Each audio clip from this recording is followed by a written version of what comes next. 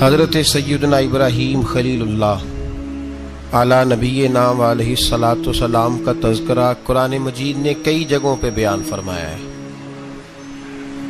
نبی پاک صلی اللہ تعالی علیہ وسلم نے ارشاد فرمایا ہے کہ میں ملت ابراہیم پہ ہوں۔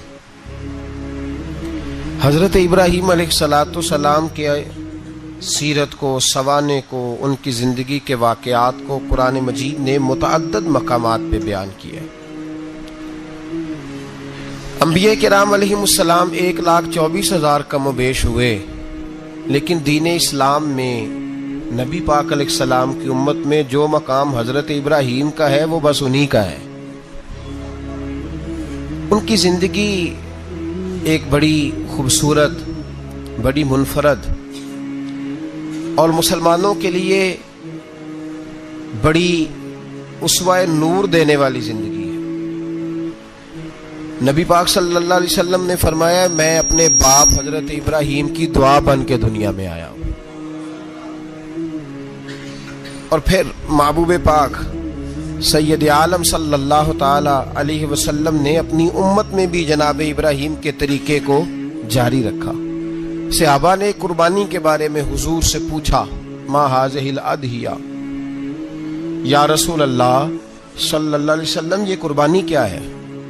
تو فرمایا سنت ابیکم ابراہیم، یہ تمہارے باپ حضرت ابراہیم کا طریقہ ہے، یہ تمہارے باپ حضرت، حالانکہ قربانی نبی پاک صلی اللہ علیہ وسلم کا بھی طریقہ ہے، لیکن فرمایا تمہارے باپ حضرت ابراہیم، حضرت ابراہیم کے ذکر کو باقی رکھا۔ اللہم صلی علی محمد وعلی آل محمد کما صلیت علی ابراہیم وعلی آل ابراہیم، ان کے تذکرے کو باقی رکھا دین کے اندر۔ حضرت ابراہیم بڑی امتیازی شان والے نبی ہیں، بڑی امتیازی شان والے۔ رب کریم کا وہ دوست جس نے کوئی چیز بچا کے نہیں رکھی، ہر شے ہی اپنے رب کی بارگاہ میں پیش کر دی۔ چند چیزوں سے انسان کو بڑا پیار ہوتا ہے، گھر اسے بڑا پیارا ہوتا ہے۔ وہ بڑا خوبصورت ہوٹل، 5 سٹار ہوٹل میں رہا، وہ اسلام آباد گیا، کسی سفر پہ گیا تو بڑے اعلیٰ قسم کے اس کو کھانے ملے، بڑی چیزیں ملی، لیکن کبھی دائیں کروٹ کبھی بائیں کروٹ۔ تو ساتھ بیڈ پہ دوست تھا تو اس نے کہا صاحب سو جاؤ، تو اس نے کہا یار جو مزہ اپنے گھر میں سونے کا ہے وہ کسی اور جگہ تھوڑی ہے۔ گھر بڑا پیارا ہوتا ہے، انسان لگاؤ ہوتا ہے، جس بے تکلفی سے، سکون سے، آرام سے انسان اپنے گھر میں وقت بتاتا ہے، کہیں اور مشکل ہو جاتا ہے۔ دوسرا، انسان کو اولاد بڑی پیاری ہوتی ہے، بڑی عجیب شے، نہ ہو تب بھی بڑا دکھ ہے، اور ہونے کے بعد بھی اس کی بڑی آزمائشیں ہیں۔ یہ بڑی ایک میٹھی چیز ہے۔ اولاد ایک بڑا عجیب سا میوہ ہے، پتہ نہیں یہ کس انجیکشن کا نام ہے کہ چھاتی پر چڑھ جائے تو اللہ سکون عطا فرما دیتا ہے، پتہ نہیں کس ٹھنڈی دولت کا نام رب کریم نے اولاد رکھا ہے۔ بڑی پیاری ہوتی ہے اولاد۔ پھر تیسری چیز انسان کی اپنی جان ہے، اور یہ اتنی قیمتی شے ہے کہ اللہ کریم نے فرمایا کہ اگر تیری گردن پہ کوئی آدمی پستول رکھ کے، تلوار تیرے گلے پہ رکھ کے کہے نا کہ رب کا انکار کر دے ورنہ مار دوں گا، تو فرمایا وقتی طور پہ میری ذات کا انکار کر پر جان بچا جا۔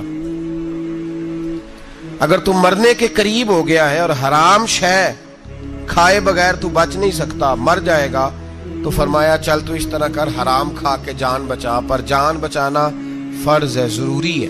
وطن بڑا پیارا، اولاد بڑی پیاری، جان بڑی پیاری، پر حضرت ابراہیم سے رب کریم نے فرمایا چل ابراہیم کوئی چیز دے، تو کہا یا اللہ تینوں ہی تیرے نام پہ قربان کرتا ہوں، تیری ہوئی ساری، ہر شے تیری۔ حضرت ابراہیم نے دین کے لیے، آپ شہر بابل کے قریب پیدا ہوئے تھے، وہاں سے مصر آئے، مصر سے فلسطین آئے، اور فلسطین سے آ کر کے کعبہ آباد فرمایا۔ زندگی سفروں میں گزری، سفر ایک تکلیف والی چیز ہے، پر حضرت ابراہیم نے وطن چھوڑ دیا، گھر چھوڑ دیا۔ جان بڑی عزیز ہوتی ہے۔ اصل میں نا جب انسان جد و جہد کرتا ہے نا دین کے لیے، تو اس کے رستے میں بڑی چیزیں آتی ہیں، کبھی اولاد، کبھی گھر، کبھی باہر، کبھی حکومتیں، کبھی سیاستیں، کبھی چدراہٹیں، اس کے رستے میں بڑا کچھ آتا ہے اور اسے ہر چیز کو فیس کرنا پڑتا ہے. گھر کے اندر بھی جنگ ہوتی ہے اور گھر کے باہر بھی لڑائی ہوتی ہے. یہ آسان ہے ہی نہیں. ہم تو خیر ہتھیار چھوڑ کے پھینکنے والے لوگ ہیں، ہم بھولے بھالے لوگ ہیں. ہم کہتے ہیں میں نے تو کہا تھا مہندی نہ کرو، پر بیٹے نہیں مانے، بھولے جو ہوئے. اسی طرح حالانکہ اگر وہ بیٹا کہے نا کہ ابا جی لاؤ زندگی میں سارا کچھ میرے نام کرو، تو پھر ہم بھولے نہیں ہوتے، اور اس وقت ہم تیز ہوتے ہیں، کہتے ہیں یہ کیسے ہو سکتا ہے، ہاتھ کاٹ کے دے دوں. اس وقت نہیں. دین کے معاملے میں بھولے ہوتے ہیں. بیٹا بد مذہب کے پاس جا رہا ہے تو اس وقت ہم بھولے بھالے ہیں، کوئی عرض نہیں. لیکن اگر وہ اپنی پسند کی شادی کرے ہمیں کراس کر کے، پھر ساتھ ہی ہم تیز ہو جاتے ہیں. تو حضرت ابراہیم نے جب دین کے لیے نکلے تو جد و جہد کی، گھر کے اندر بھی گھر کے باہر بھی. آپ کے والد کا نام طارق ہے، وہ توحید پرست تھے، ایماندار تھے، پرہیزگار تھے. آپ کے چچا کا نام آزر ہے، وہ بت پرست تھے، بت بیچا کرتے تھے. حضرت سیدنا ابراہیم علیہ السلام جب میدان عمل میں نکلے تو حضرت ابراہیم علیہ السلام نے اپنے گھر سے جہاد شروع کیا. لڑنا پڑا. گھر کے اصولوں سے، چچا نے جو رواج بنائے ہوئے تھے اس رواج سے ٹکرائے. فرمایا میں اپنے گھر کے اندر یہ بت پرستی نہیں ہونے دیں گا. چچا کو ایک دفعہ نہیں، بار بار 100 دفعہ سمجھایا. آپ کا چچا بت بنا کے بیچا کرتا تھا. حضرت ابراہیم علیہ السلام تھوڑے بڑے ہوئے تو کہنے لگا کہ چلو میرے ساتھ، تم بھی بت بیچنے ہیں، ہمارا کاروبار ہے. حضرت ابراہیم ساتھ نکلے تو بت پکڑا ہے. گندے پانی کے اندر اس بت کو ڈبوتے ہیں، کہتے ہیں کسی نے خریدنا ہے تو خرید لو، نہ یہ نفع دے سکتا ہے نہ نقصان دے سکتا ہے. جو اپنا آپ نہیں بچا سکتا تمہیں کیا بچائے گا، خریدنا ہے تو خرید لو. چچا کہنے لگا تو کاروبار چمکا رہا ہے کہ تباہ کر رہا ہے. گھر میں بڑے معاملات خراب ہوئے، جھگڑے ہوئے، لیکن حضرت ابراہیم علیہ السلام ایک منٹ کے لیے بھی اپنے گھر کے اندر بھی کمپرومائز کرنے کو تیار. یہ تھوڑا مشکل میں نے پہلو چھیڑ دیا ہے، یہ تھوڑا مشکل پہلو چھیڑ دیا ہے. بڑا سمجھدار آدمی ہے پر بیوی سے پردہ نہیں کرا سکتا. سیانا ہے، پنچایت کا بندہ ہے، جو اس سے آپ کہیں گے وہ بات یہ سنائے گا، لیکن کہتا ہے نہیں جی میں نے کوشش کر لی ہے. کس قسم کی کوشش ہے صاحب، یہ کیسے ہو گیا؟ حضرت ابراہیم علیہ السلام نے گھر کے اندر سے فرمایا نہیں کرنے دوں گا. گھر کے اندر بھی ٹکرائے. فرمایا تم جو بھی ہو، پاش پاش کیا چچا کے اصولوں کو. اور باہر جب نکلے تو صرف علاقے کے چیئرمین سے نہیں ٹکرائے، ایم پی ایم این اے وزیر مشیر سے نہیں ٹکرائے. سپر پاور نمرود دنیا کا واحد حکمران تھا اس وقت، دوسرا کوئی حکمران ہی نہیں تھا. اکیلے حکمران سے جا کر ٹکرائے. کوئی ساتھ فوج نہیں تھی، کوئی ساتھ ان کے طاقت بظاہر دنیا داری کی کوئی نہیں تھی، پر حضرت ابراہیم جا کے ٹکرائے. اور میرے رسول پاک صلی اللہ علیہ وسلم نے سند بیان کی. فرمایا افضل الجہاد کلمۃ الحق عند سلطان الجابر. فرمایا سب سے افضل جہاد یہ ہے کہ تو ظالم بادشاہ کے سامنے کھڑے ہو کے حق بات بیان کر دے. یہ سب سے بڑا جہاد ہے. یہ سب سے افضل الجہاد کلمۃ الحق عند سلطان الجابر، سب سے بڑا جہاد. حضرت ابراہیم کھڑے ہو گئے، سپر پاور سے ٹکرائے. یہاں ہم لوگ حکمتوں کا شکار ہیں، دیکھیں گے، کریں گے، سوچیں گے. اور مولوی صاحب کو ویسے کہتے ہیں آپ پرہیز کریں سیاسی باتوں سے. بھئی اللہ کے ہر نبی نے جا کے وقت کے ظالم حکمران کو لتاڑا ہے، للکارا ہے. یہ تو مشن انبیاء ہے. حضرت سیدنا ابراہیم علیہ السلام نے جو اس کو جا کے کہا کہ تو جھوٹ بولتا ہے، تو جھوٹا ہے، تو خدائی کا دعویٰ کرتا ہے، تو بہت بڑا ظالم ہے. اور قرآن مجید نے اس ساری بات کو بیان فرمایا. حضرت ابراہیم علیہ السلام سے کہنے لگا میں رب ہوں. تو آپ نے فرمایا میرا رب تو وہ ہے جو زندہ کرتا اور مارتا ہے. تو پھر آپ حق بات بیان کریں گے تو اللہ مارے گا کہ بندہ مارے گا؟ کچھ بھی نہیں ہوتا، کیونکہ زندگی موت کس کے ہاتھ میں ہے؟ اللہ کے ہاتھ میں. زندگی موت اللہ، کچھ بھی نہیں ہوتا. انسان صحیح سمت کا تعین کرے اور صحیح چلے.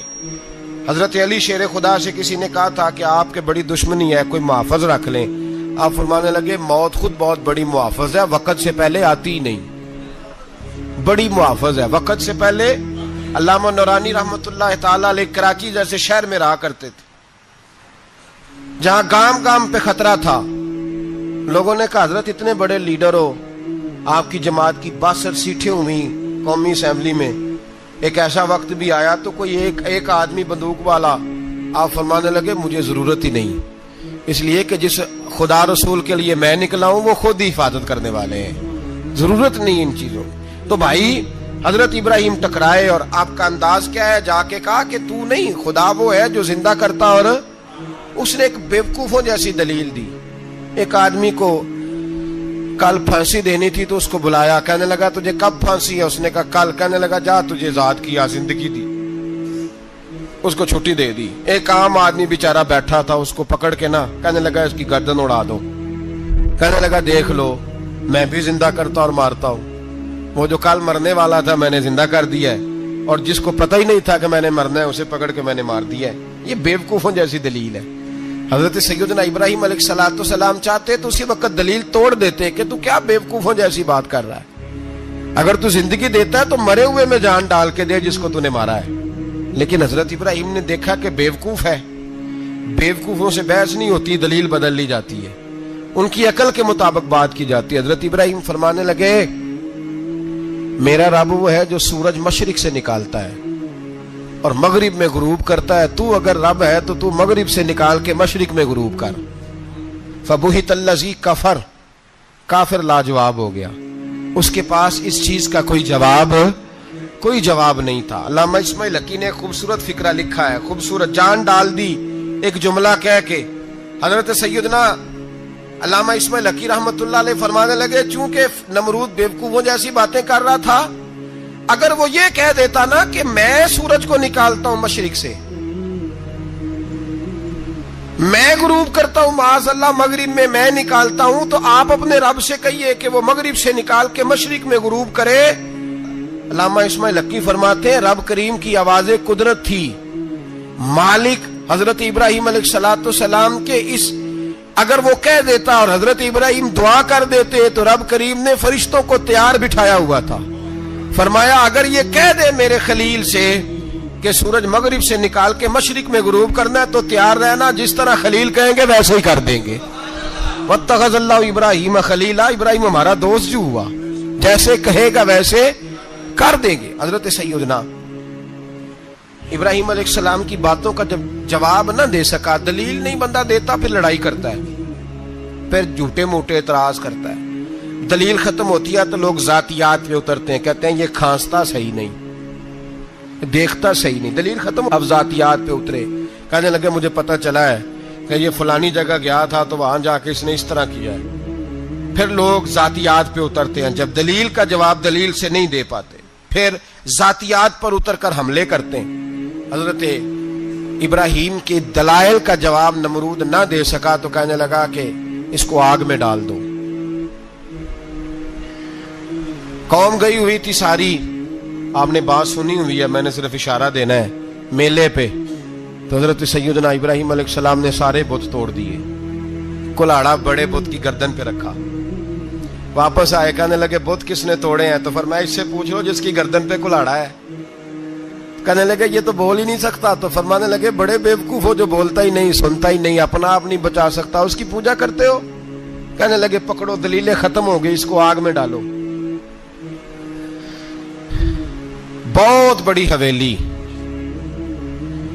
45 فٹ مربع پہ مشتمل ایک حویلی بنائی گئی اور 45 فٹ اونچی. مختلف روایات, علامہ اسماعیل حقی کہتے ہیں کہ 3 مہینے تک نمرود نے کہا کہ اس کے اندر لکڑیاں ڈالو. لوگ پوچھنے لگے کتنی دنیا جلانی ہے؟ کہنے لگا بندہ تو ایک جلانا ہے, پر بندہ بڑا تگڑا ہے, ایک بندہ. 3 مہینے لکڑیاں ڈالی گئیں. اور لوگوں کی جو تہمات ہوتی ہیں نا وہ بڑی عجیب ہوتی ہیں. تہمات میں نے بڑی تفصیل سے رمضان المبارک میں گفتگو کی تھی. بدشگونی, تہمات لوگ لیتے ہیں. اس وقت بھی لوگ تہمات کا شکار ہو گئے. عقیدہ بگڑ جاتا ہے تو وہ عجیب و غریب باتیں کرنے لگتا ہے.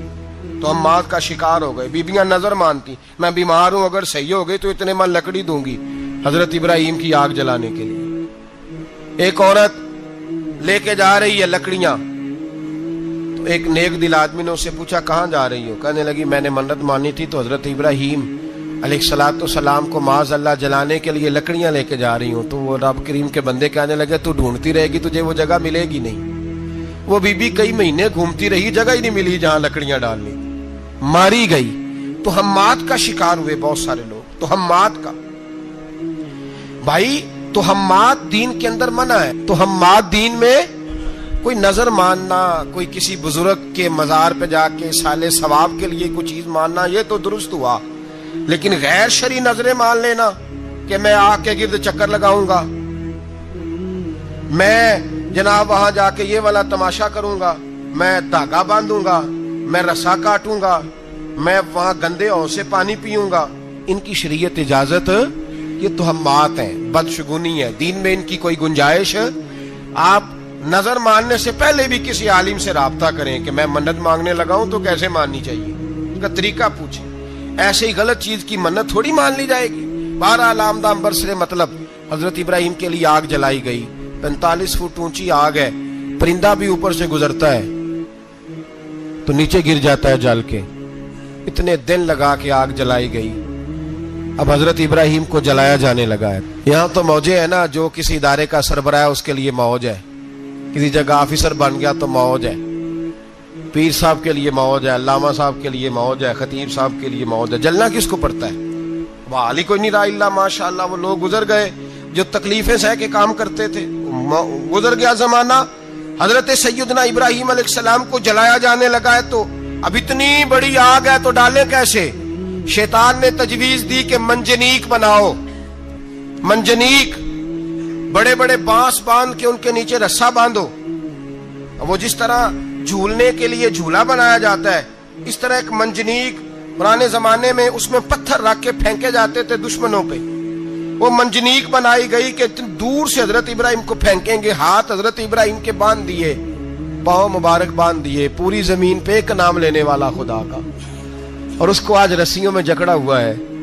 जब फेंका जाने लगा ना आग में, हूरे रोने लगी, फरिश्ते तड़पने लगे, ए अल्लाह ये क्या होने लगा है? एक तेरा खलील और वो भी आग में। फरमाया जाओ जाके उससे कहो अगर तुम्हारी मदद लेता है तो उसे बचाओ। हवा का फरिश्ता आया, कहा इब्राहिम अगर तू कहे। ओ भाई, इन चीजों को कहानी समझ के ना सुना करें, ये दास्तान नहीं, ये वो तरीके हैं जो हमारे रसूल ने हमें अपनाने का हुक्म इरशाद फरमाया है। जो अकीदे, ये वो नजरियात है जो हमें ओढ़ने को कहा गया। अपने रब करीम की रिजा पे राजी रहने के ये वो खूबसूरत मौके हैं सूफिया ने जिनको बनाकर समझाकर हम तक पहुंचाया है। ये है अहले तरीकत की बातें। वो कहते हैं यार जिस हाल में रखे राजी रहना है। हजरत इब्राहिम अलैहिस्सलाम को फेंका जा रहा है, फरिश्ता आया, ए अल्लाह के खलील अगर हुक्म दो तो इतनी हवा चलाऊं कि नमरूदी जल जाए सारे, आग उन पे फेंक दी जाए। आपने फरमाया तू जा, तुझसे मुझे कोई काम नहीं। थोड़ी देर के बाद पानी का फरिश्ता आया, कहा हुजूर इतनी बारिश बरसाऊंगा कि आग बुझ जाएगी। फरमाया तू जा, तुझसे कोई काम नहीं।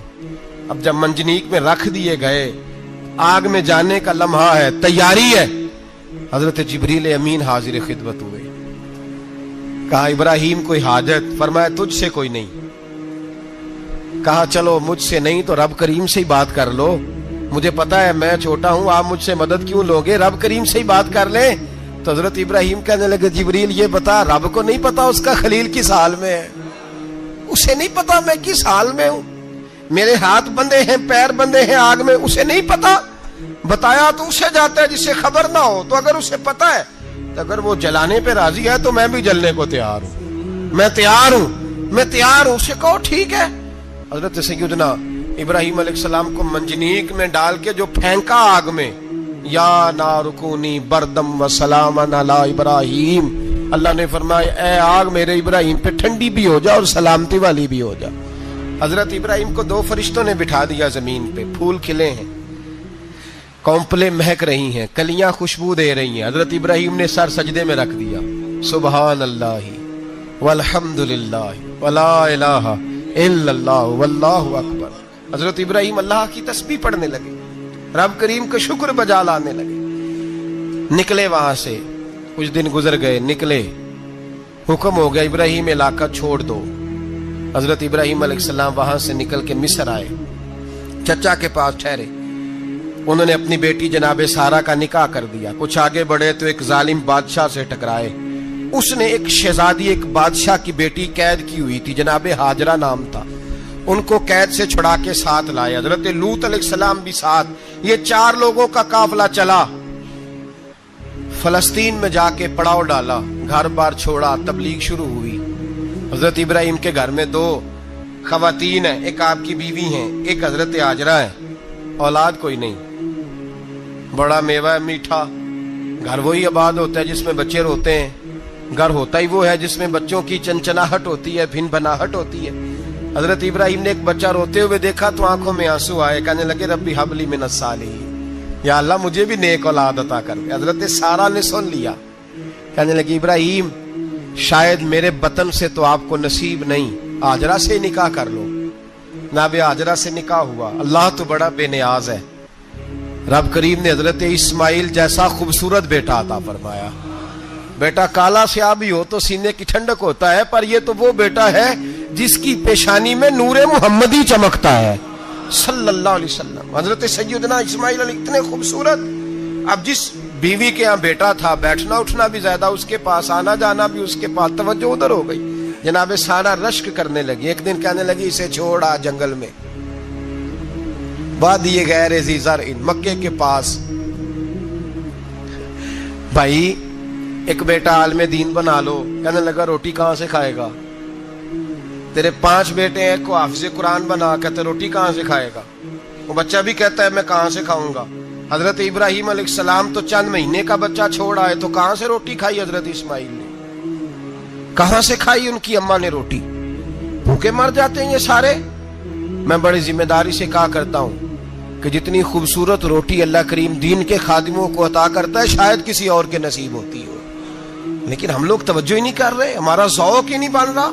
ہم یہ محنت ہی نہیں کر رہے کہ قوم کو مستند علماء کی ضرورت ہے. علاقوں کے علاقے خالی ہیں, ادھر ہمارا مزاج ہی نہیں بن رہا, توجہ ہی نہیں دین کی خاطر. اور پھر چلے بچے تو بعد کی بات ہے نا, جو ابھی خود جوان ہے وہ بھی یہ دعا. ایک صاحب مجھے کہنے لگے میں دعا مانگ رہا ہوں اللہ مجھے بیٹا دے تو میں اسے دین پہ لگاؤں گا. تو میں نے کہا آپ بھی بوڑھے نہیں ہوئے, آپ خود ہی لگ جائیں. بیٹا تو ابھی آئے گا تو لگے گا نا. تو آپ تو اس وقت ہے تو آپ تو پہلے لگے نا صاحب. 2 گھنٹے تو نکال کے آئے, دین سیکھنے کو کافی ہے. آپ اتنی لمبی سوچ رہے ہیں کہ بچہ آئے گا تو بڑا ہوگا تو وہ جائے گا تو دیکھی جائے گی. ابھی تو آپ ہیں تو آپ تو آؤ. حضرت ابراہیم نے بچہ وہاں چھوڑا. یہاں سے جو عمرہ کرنے لوگ جاتے ہیں نا, جو حج کرنے جاتے ہیں, ان کو پتا ہے کہ وہاں دنیا کی ہر نعمت ملتی ہے, پھر بھی ڈبل ٹرپل پیسے لوگ جیبوں میں ڈال کے جاتے ہیں. حضرت ابراہیم جب وہاں لے کے گئے تو کوئی انسان نہیں تھا, پانی کا قطرہ نہیں تھا. 2 کلو کھجوریں, ایک مشکیزہ. بیوی کو تھمایا. ہمارے گھر میں ہزاروں چیزیں پڑی ہیں, لیکن وہ جو توکل ہے نا وہ ختم ہو گیا ہے. اللہ دے گا, حلال حلال پہ قناعت کرے, جائز جائز پہ بھروسہ کرے, رب کریم عطا کرنے والا ہے. وہ مزاج ختم ہو گیا. حضرت سیدنا ابراہیم علیہ السلام 2 کلو کھجوریں, ایک مشکیزہ پانی کا دے کر کے, اور وہاں بٹھایا آپ نے اپنے بچے کو اور اپنی زوجہ جناب ہاجرہ کو, اور بٹھا کر کے یہ واپس پلٹنے لگے. تو حضرت ہاجرہ سلام اللہ علیہ نے آواز دی, کہا ابراہیم کس کے سہارے پہ چھوڑ کے جا رہے ہیں؟ جہاں آب زمزم کا کنواں ہے نا, جو لوگ گئے ہیں جنہوں نے صفا مروہ کی صحیح کی ہے, صفا مروہ سے باہر نکلے نا, سرکار کی ولادت کا مقام ہے, اس جگہ پہ آب زمزم کا کنواں تھا. وہاں حضرت سیدنا ہاجرہ کو بٹھایا. کوئی چیز نہیں, کوئی درخت نہیں, کوئی کھیت نہیں, کوئی پانی نہیں, کوئی کنواں نہیں. وہاں بٹھایا اور بٹھا کر کے نکلنے لگے تو جناب ہاجرہ فرمانے لگی ابراہیم کس کے سہارے پہ چھوڑ کے جا رہے ہو؟ کہنے لگے اللہ کے سہارے پہ. تو پاک باز بی بی نے ایک لفظ پوچھا, کہا ابراہیم یہ میرے رب کا حکم ہے, یہ میرے, بس جن کا عقیدہ توحید مضبوط ہو ان کے لیے ایک جملہ کافی ہوتا ہے, یہ میرے اللہ کا حکم ہے. تو جناب ابراہیم علیہ السلام فرمانے لگے ہاجرہ ہاں رب کا حکم ہے. جب یہ لفظ کہے تو چاہیے تھا نا حضرت ابراہیم تسلی دیتے, تو بی بی صاحبہ تسلی دینے لگی. عرض کرنے لگی ابراہیم اگر اللہ کا حکم ہے تو پھر آپ ہماری فکر نہ کرنا. اگر یہ رب کا حکم ہے تو پھر ہماری فکر نہ کرنا. جس رب نے ہمیں یہاں تک پہنچایا ہے وہ ہمیں کبھی بھی ضائع نہیں فرمائے گا. پھر پھر فکر نہ کرنا. حضرت ابراہیم آ گئے, بات آپ نے سنی ہوئی ہے, اشارہ کرنا مقصود ہے. 13 سال میں چلے مان بھی لیا جائے بعض روایات کی روشنی میں کہ آتے جاتے بھی رہے, لیکن مکمل دیکھ بھال اپنے بچے کی پرورش میں پورا حضرت ابراہیم علیہ السلام کا کردار, سارا کردار ماں کا تھا. میں جب خواتین کے بارے میں کوئی بات کرتا ہوں تو میں آپ کو اکثر کہتا ہوں کہ یہ صرف بیوی کے لیے حکم نہیں ہوتا, یہ ٹریننگ بیٹی کو دینی ہے اور بہن کو دینی ہے. یہ تربیت کرے اپنے گھر میں. میں تجربے کی روشنی میں یہ بات عرض کیا کرتا ہوں کہ بھائی بچے باپ کے فرما بردار اس وقت ہوتے ہیں جب اماں انہیں باپ کا فرما بردار کرتی ہے, اور بچے باپ کے نافرمان بھی تب ہوتے ہیں جب اماں انہیں باپ کا. میں نے اپنے کانوں سے سنا ایک دفعہ ایک بچہ اپنے باپ سے کہہ رہا ہے آپ نے تو ساری زندگی باہر گزار دی, پیسے کمانا کون سا مشکل کام ہے, دکھ سکھ تو سارے اماں نے برداشت کیے, سکولوں میں وہ جاتی تھی, فلانا کام وہ کرتی تھی, فلانا کام. اب یہ سوچ اس کی ذاتی تو نہیں, یہ اس کو دی گئی ہے. اور اگر اس کو یہ سوچ دے دی جائے کہ اماں کہے کہ میں تو اپنوں میں رہی ساری زندگی, میں نے تو اپنوں میں وقت گزارا, اور تیرا باپ تو کئی دفعہ جنازے بھی نہیں پڑھ سکا, نے تو ماں باپ ایسے دفن کر دیے, وہ اگر یہ سوچ فراہم کرے تو پھر بچہ باپ کا فرما بردار ہوتا ہے. اور یہ والی روایتیں ہم بیوی کو سناتے ہیں, حالانکہ کس کو سنانی چاہیے بولیے؟ بہن اور بیٹی کو. بہن اور بیٹی کو سنائیں یہ باتیں, ان کو سمجھائیں تاکہ آگے جا کے وہ جو گھر ترتیب دے وہ گھر بڑا عمدہ اور نکھرا ہوا ہو. حضرت سیدنا ابراہیم 13 سال کے بعد آئے, چونکہ گھر میں اللہ تبارک و تعالیٰ کی دوستی کا چرچا تھا, اللہ تبارک و تعالیٰ کی محبوبیت کا غلبہ تھا. 13 سال کے بعد فلما بالغ معہ سعیا, بیٹا جب اتنا بڑا ہوا کہ سال چلنے لگا تو حضرت ابراہیم نے اپنے بیٹے کو بلا کے کہا بیٹا مجھے خواب آئی ہے, میں تجھے ذبح کر رہا ہوں, تیری کیا رضا ہے؟ تو حضرت اسماعیل کہنے لگے یا ابت افعل ما تؤمر, ابا جی اللہ جیسے حکم دیتا ہے میرے ساتھ ویسے ہی کریں, جیسے اللہ حکم دیتا ہے ویسے ہی بولیے ویسے ہی کریں. حضرت حاجرہ کو کہا کہ ایک دوست نے دعوت کی ہے تو وہاں جا رہے ہیں, بی بی مطمئن ہے, تفصیلات کی ضرورت نہیں, ختم بات, اعتبار ہے, مطمئن ہو گئی. شیطان پیچھے سے آیا اماں کے پاس, ذرا تھوڑی دیر کے لیے تصور جمائیے, یہاں تو پڑوسن آ کے کوئی بات بتا دیتی ہے خاوند کے بارے میں تو کئی مہینے جھگڑا جاری رہتا ہے, پڑوسن محلے دار. شیطان نے آ کے بتایا لفظ کیا ہے, کہا حضرہ تمہیں پتا ہے کہاں جا رہے, کہا دوست کی دعوت میں. تو کہنے لگے دوست کون ہے؟ رب کریم, اور ابراہیم کا خیال ہے کہ اس رب نے مجھے حکم دیا ہے کہ میں ذبح کروں. تو حضرت حاجرہ کہنے لگی کبھی باپ بھی بیٹے ذبح کرتے ہیں؟ شیطان کہنے لگا ان کا خیال ہے کہ ان کے رب نے حکم دیا ہے. جناب حاجرہ فرمانے لگی اگر رب نے حکم دیا تو پھر تو مجھے شیطان لگتا ہے, تو مجھے شیطان لگتا ہے. کا کیا مطلب؟ فرمانے لگی اگر رب کریم کا حکم ہے تو میرے پاس ایک اسماعیل ہے, اگر 1000 بھی ہوتے میں سارے اللہ کے راستے میں پیش کر دے دیتی. مالک کا ہی تو ہے سارا کچھ, اسی کا ہے, اس میں لیت اللہ کی کیا گنجائش. حضرت سیدنا ابراہیم علیہ السلام نے بیٹے کے حلق پہ چھری رکھ بھی دی اور چھری چلا بھی دی, رکھ بھی دی, اور وہ تو اللہ کریم نے فرمایا یا ابراہیم قد صدقت الرؤیا, ابراہیم تو نے خواب سچا کر دکھایا, وہ قیامت تک تیرا نام رہے گا. حضرت ابراہیم نے وطن بھی دیا, جان بھی دی, بیٹا بھی, اللہ کریم نے دمبے دیے, فرمایا یہ فدیہ ہے. اب یہ قربانی قیامت تک حضرت ابراہیم کے طریقے کے مطابق جاری ہے. حضرت ابراہیم بہت بڑے مہمان نواز تھے, بہت بڑے. آپ جب مصر میں قیام تھا تو بڑے بڑے لمبے چوڑے لنگر پکتے تھے, لوگ آیا جایا کرتے تھے, بڑا تفصیل کے ساتھ کھانا ہوتا تھا. مہمان نوازی آپ کی خاص صفت مبارکہ ہے. ہمارے ہاں بھی مہمان نوازی ہوتی ہے امیروں کی, بلکہ اب تو مہمان نوازی اس طرح کی ہے کہ کل تیری میرے پاس دعوت ہے اور پرسوں میری تیرے پاس ہے. وہی امیروں میں وہ چکر رہتا ہے, پارٹیاں دوست ایک دوسرے کو ڈالتے ہیں, تیری طرف پارٹی تیری طرف. اور اسی انداز میں اب یہ عید آئے گی نا, ٹکا پارٹیاں ہوں گی جگہ جگہ, اور لوگ سوال پوچھنے لگے ابھی سے, کہتے ہیں قربانی کا کتنا گوشت گھر رکھنا جائز ہے, قربانی کا کتنا گوشت گھر رکھنا جائز ہے؟ سارا ہی جی. اس لیے فریزر لے لے, فریج سے نہیں کام چلے گا. سارا ہی جہاز گھر رکھنا سارا ہی جائز ہے، رکھ لیں۔ او خدا کے بندے، قربانی وہ بندہ دیتا ہے جو سارا سال ہی گوشت کھاتا ہے، صحیح کہہ رہا ہوں؟ قربانی صاحب نصاب صاحب استطاعت بندہ دیتا ہے نا، تو وہ سارا سال ہی گوشت، تو سارا گھر میں رکھنا بھی جائز ہے، لیکن سارا دے دینا بھی۔ تو جو آ رہی ہے اس پہ کیوں توجہ کرتے ہو؟ جو دوسرا جائز ہے اس پہ کیوں نہیں عمل کرتے؟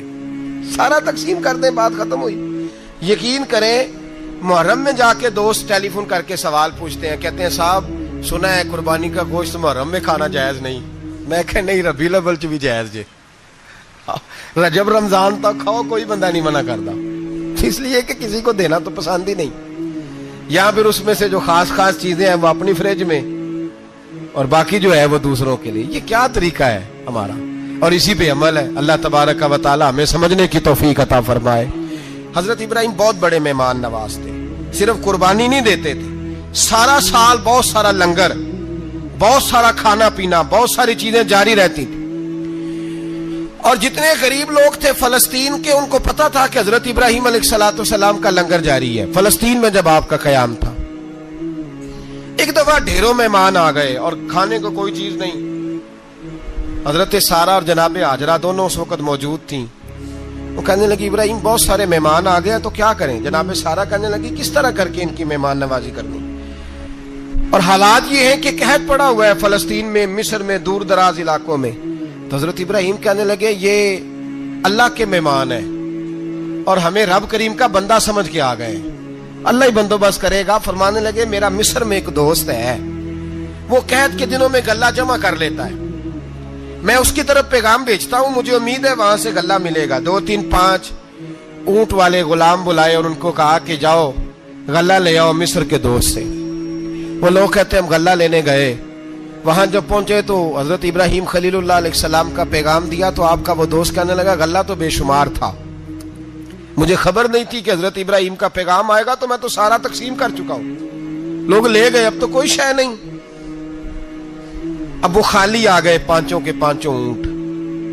جب خالی آئے تو حضرت ابراہیم کی حویلی کی دیواریں چھوٹی چھوٹی تھیں، ان غلاموں میں سے، خادموں میں سے، آپ کے ان چاہنے والوں میں سے ایک کہنے لگا یار وہ غریب تو انتظار کر رہے ہوں گے کہ غلہ لینے گئے ہیں، ہمیں روٹی ملے گی۔ چھوٹی چھوٹی دیواریں ہیں، وہ جب دیکھیں گے نا خالی آ گئے تو انہیں تکلیف ہوگی، اس طرح کرو بوریوں میں ریت بھر لیتے ہیں، ریت بھر کے لے جاتے ہیں، بعد میں اندر رکھ کے انہیں سمجھا بہلا لیں گے یا حضرت ابراہیم کو بتائیں گے، وہ خود ہی ان لوگوں کی دلجوئی فرمائیں گے۔ اب غلہ کی جگہ ریت بھر کے اونٹوں پہ رکھ کے لائی گئی، لا کے بوریاں جب رکھ دی گئیں، حضرت ابراہیم علیہ السلام دوپہر کے وقت آرام فرما رہے تھے، بی بی سارہ اٹھی، کہتی ہیں جب میں نے دیکھا نا کہ بوریاں پہنچ گئی ہیں تو گئی، غلام کو ساتھ لیا اور اس کو جب کھولا نا تو کہتی اتنی حسین گندم میں نے پہلے کبھی دیکھی نہیں تھی، اتنا پیارا دانا میں نے کبھی ملاحظہ ہی نہیں کیا تھا۔ فرماتی ہیں جب اس کو پیس کر چکی میں روٹیاں پکائیں تو خوشبو دور دور تک پھیل گئی، اعلیٰ غذا بنی، بڑے بڑے کھانے بیبیوں نے مل کے پکائے، چن دیے گئے، حضرت ابراہیم اٹھے تو لوگ کھانا کھا رہے ہیں، سجدہ شکر ادا کیا، اور جب سجدے میں گئے تو وحی آنے لگی، پھر رونے لگے۔ جب پلٹ کر باہر تشریف لائے تو جناب سارہ کہنے لگی ابراہیم تمہارا مصری یار بڑا اچھا ہے، اس نے اتنی اعلیٰ گندم بھیجی ہے کہ اتنی تو میں نے پیاری گندم کبھی دیکھی نہیں۔ جناب ابراہیم مسکرائے، فرمانے لگی سارہ یہ مصری یار نے نہیں بھیجی، یہ میرے عرشی یار نے بھیجی ہے، یہ میرے عرشی یار نے بھیجی ہے۔ بھائی مہمان نوازی مزاج تھا، ہاتھ لٹا دینا مزاج تھا، دوسروں کی اشکشوئی مزاج تھا۔ حضرت ابراہیم علیہ السلام کا طریقہ ہے قربانی، حضور نے ان کا طریقہ بیان کیا۔ اگر سال کے بعد قربانی دینا ان کا طریقہ ہے تو سارا سال غریبوں کو روٹی دینا بھی حضرت ابراہیم کا طریقہ ہے، سارا سال غریب کی نوکری کرنا یہ بھی حضرت ابراہیم کا طریقہ ہے، بھوکے کو کھانا کھلانا یہ بھی۔ میرے مصطفیٰ کریم سید عالم صلی اللہ علیہ وسلم سے صحابہ نے پوچھا حضور بہترین مسلمان کون ہے؟ بہترین مسلمان؟ تو حضور نے فرمایا جو سلام لینے میں پہل کرے اور غریب کو روٹی کھلانے میں سب سے اچھا ہو، وہ بہترین مسلمان ہے، زبردست مسلمان۔ ہمارے ہاں دعوتیں ہوتی ہیں تو امیروں کی، افطاریاں ہیں تو امیروں کی، اور میرے مصطفیٰ کریم علیہ السلام نے فرمایا بدترین دعوت ہے جس میں امیر بلائے جائیں غریب نہ بلائے جائیں، وہ بدترین دعوت۔ حضرت ابراہیم کا طریقہ رہا ساری زندگی مہمان نوازی. اور دوسرا ان کا مزاج تھا, اللہ سے پیار ہو گیا تھا نا. جب رب کریم سے محبت ہوتی ہے نا اور محبت کا احساس ہوتا ہے دل میں, پھر سجدے لمبے ہوتے ہیں. عام آدمی تو نماز بھی نہیں پڑھ سکتا, جسے خدا سے محبت ہوتی ہے وہ تہجد بھی نہیں چھوڑ سکتا. وہ یہ محبت کی بات ہے نا, جس کو پیار ہوتا ہے اس کی تہجد بھی ہے, اس کی اشراق بھی ہے, چاشت بھی ہے, اس کے عمرے بھی ہیں, اس کے حج بھی ہیں, اس کے بار بار کعبۃ اللہ کے دیدار بھی ہیں. یہ محبت الہی ہے, جوش مارتی. ان لوگ سجدہ کرتے ہیں تو اٹھتے ہی نہیں, اللہ کے بندوں سے پیار کرتے ہیں اللہ کی. حضرت ابراہیم کو رب کریم سے اتنی محبت تھی, اتنا پیار تھا کہ وہ آپ کی زندگی کے ہر پہلو سے چھلکتا تھا. ایک وقت ایسا آیا کہ اللہ تعالیٰ نے حضرت ابراہیم کو بہت زیادہ مال عطا فرمایا. اتنے اونٹ گنے نہیں جاتے, گائیں اتنی زیادہ کہ شمار نہیں ہوتی, بکرے بکریاں اتنی زیادہ کہ شمار, بہت زیادہ مال اللہ نے عطا فرمایا. اور ابھی کچھ عرصہ پہلے آپ پیچھے جائیں نا تو جو لفظ مال تھا وہ روپے پہ تو بولا ہی نہیں جاتا تھا, وہ جانوروں پہ بولا جاتا تھا. بہت زیادہ مال اللہ نے دیا, بکریاں, گائیں, اونٹ, بیل, بڑا کچھ. تو رب کریم نے فرشتوں سے فرمایا کہ واتخذ اللہ ابراہیم خلیلا, ابراہیم میرا دوست ہے. تو فرشتے کہنے لگے یا اللہ جسے اتنا کچھ دیا جائے اس نے دوست تو بننا ہی ہوتا ہے, تو نوازا ہی پڑا ہے, اتنا مال, اتنے کھیت کھلیان, اتنا کچھ.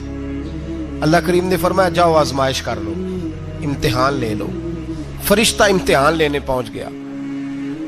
حضرت ابراہیم کے جانور چر رہے ہیں چراگاہ میں, حضرت ابراہیم بھی ہیں, غلام بھی ہیں, بہت بڑا ریوڑ ہے. آپ تشریف فرمائیں. ایک فرشتہ آیا تو کھیت میں چھپ کے بیٹھ گیا اور بلند آواز سے کہنے لگا سبحان اللہ والحمد للہ ولا الہ الا اللہ واللہ. یہ تسبیح بڑی پسند ہے, محبوب نے ان کی فضیلت بیان کی. اب وہ حضرت سیدنا ابراہیم علیہ السلام کھڑے تھے تو وہ کھیت میں بیٹھ کے تسبیح پڑھنے لگا سبحان اللہ والحمد للہ ولا الہ الا اللہ. حضرت ابراہیم کہنے لگے یہ میرے رب کا نام کون لے رہا ہے, بڑی اس کی میٹھی آواز ہے, بڑی کون ہے. ڈھونڈنے لگے, گھومتے گھومتے اس کے پاس چلے گئے, فرشتہ انسانی شکل میں. تو میرے رب کا ذکر کر رہا تھا؟ اس نے کہا میں ہی کر رہا تھا. فرمانے لگے یار ایک دفعہ پھر نہیں کرتا. تو کہنے لگا ابراہیم پہلے تو میں اپنی مرضی سے کر رہا تھا, تو کہتا ہے تو پیسے لگیں گے, پیسے ہیں تو کر دیتا ہوں. حضرت ابراہیم کہنے لگے بول تو کیا لے گا, میرے اللہ کا ذکر سنانے کا کیا لے گا. کہنے لگا جتنی بکریاں آپ چرا رہے ہیں ساری دے دے تو میں اللہ کا ذکر سنا دیتا ہوں. اور آپ نے فرمایا بس جا تیری ساری ہوئی, میرے رب کا ذکر سنا. اور پھر شروع ہو گیا سبحان اللہ الحمد للہ ولا الہ الا اللہ واللہ اکبر. حضرت ابراہیم علیہ السلام کیف میں, یار پھر ذرا سنا, نہ علما وچ پھسا سانو, تو یار دی گل سنا سانو, ذرا دوبارہ سنا. پھر سنایا, ایک دفعہ پھر کہا. فرشتہ کہنے لگا بس جی آپ کے پیسے پورے ہو گئے. حضرت ابراہیم کہنے لگے چل ایک دفعہ اور سنا. کہنے لگا پیسے لگیں گے, تو کیا لے گا. کہنے لگا گائیں بھینسیں ساری میری. فرمایا بس یار اتنی قیمت, تو سنا صحیح, سارا کچھ ہی تیرا. پھر شروع ہو گیا سبحان اللہ والحمد للہ ولا الہ الا اللہ واللہ اکبر. گائیں دے دیں, بھینسیں دے دیں, وہ ذکر سناتا ہے. حضرت ابراہیم کبھی مچلتے ہیں, کبھی روتے ہیں, کبھی آہیں بھرتے ہیں. تو میرے رب کا نام لے رہا ہے, ذرا پھر سے لے. کیف جاری ہے. کہنے لگا بس بھائی. حضرت ابراہیم فرمانے لگے تو اور لے لے جو لینا ہے, مجھے ذکر سنا. اس نے کہا ابراہیم بکریاں میں لے چکا, گائے بھینسیں میں لے چکا, اونٹ رہ گئے, سارے لے لوں گا پھر ذکر سناؤں گا. فرمایا جا تیرا ہوا تو ذکر سناتا رہ, میں دیتا ہوں. دے دیا, کچھ دیر ذکر کیا تو اب خاموش ہو گیا. حضرت ابراہیم خلیل اللہ علیہ السلام فرمانے لگے ذکر سنا. کہنے لگا ابراہیم اب تیرے پاس دینے کو کیا ہے, ہر چیز تو میں لے چکا. آپ فرمانے لگے یہ گائے بھینسیں بکریاں چرانے کے لیے تجھے کوئی نوکر ملازم بھی تو چاہیے نا.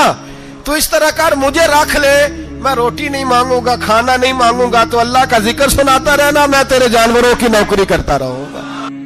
حضرت ابراہیم علیہ السلام نے جب یہ کہا نا, فرشتے کی آنکھوں میں آنسو آ گئے. تر دامنی پہ شیخ ہماری نہ جائیے, ہم دامن نچوڑ دیں تو فرشتے وضو کریں. فرشتہ رو پڑا اور کہنے لگا ابراہیم مجھے سینے سے لگاؤ, آپ واقعی اس قابل ہے کہ اللہ آپ کو اپنا دوست بنائے, واقعی اس قابل ہے کہ رب آپ کو اپنا.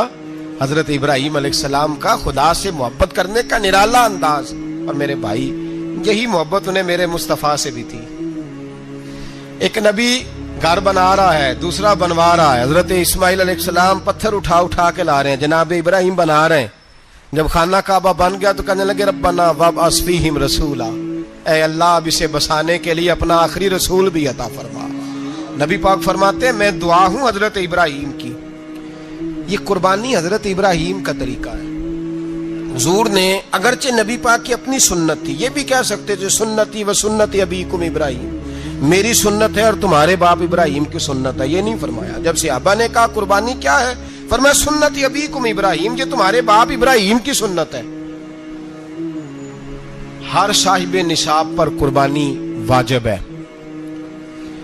جو زکوٰۃ کا نصاب رکھتا ہو اس پر قربانی واجب ہے، یعنی ضروریات سے زیادہ اتنے پیسے جتنے پیسوں سے زکوٰۃ فرض ہوتی ہے، اتنے پیسے جس آدمی کے پاس قربانی سے پہلے پہلے آ جائیں اس آدمی پر قربانی کرنا واجب ہے۔